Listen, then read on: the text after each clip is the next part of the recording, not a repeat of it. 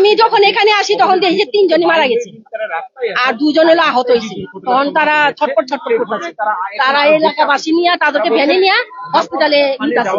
আমি এই দেখছি। কিন্তু সেই খোলা জায়গায় এসেও এরকম ঘটনা হলে তারা অনেক বেশি আতঙ্ক। এরে ভাই এটার বললেন না, কারণ এটা ব্যবসায়ী এলাকা, সামনে 3টা স্কুলে ছাত্রীদের যাতায়াত, তারপরে যে ব্যবসায়ী এলাকা, দোকানপাট আছে, পথচারী যাতায়াত আছে, গাড়ি ঘোড়া সবই চলে এখানে। যাতে আরো মানুষ মারা যেত। এই আল্লাহর কাছে অশেষ মেহেরবানি যে আজকে জুম্মাবার ছিল।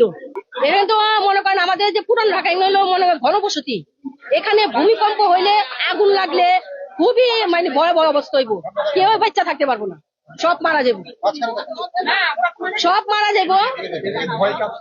অবশ্যই আমরা তো ভয়েই থাকি যে কখন জানি কি করে আল্লাহ, তবে আল্লাহর উপরে ভরসা।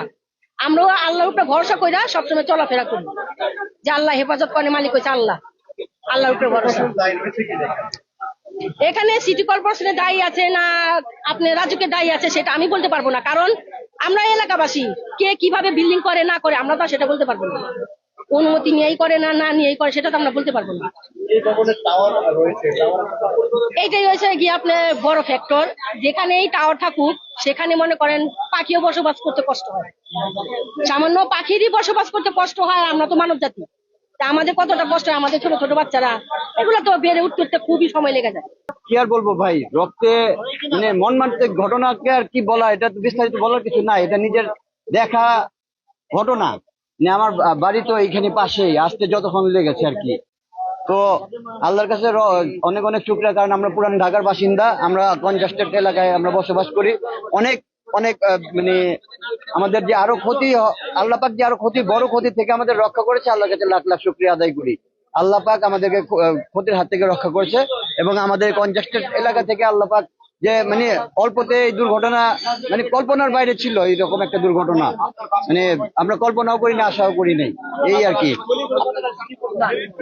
এই পুরান ঢাকার গলিগুলা তো অনেক পুরাতন পুরাতন বাড়ি আছে, এই পুরাতন বিল্ডিং, এই বিল্ডিং গুলাতে আপনার রিপেয়ারিং এর ব্যাপার আছে, এবং আশেপাশে বাড়ির আশেপাশে যারা টব বা ফুল গাছ লাগায় তাদেরকে একটু সতর্কতা বানিয়ে দিচ্ছি, তারা যেন তাদের ফুল গাছগুলা এবং টব গুলা গ্রিলের ভিতরে রাখে, যাতে এই ফুল গাছ অথবা টব পড়ে গিয়ে কোনো মানুষের মর্মান্তিক দুর্ঘটনা না ঘটে। আমি তাদের প্রতি আহ্বান জানাচ্ছি।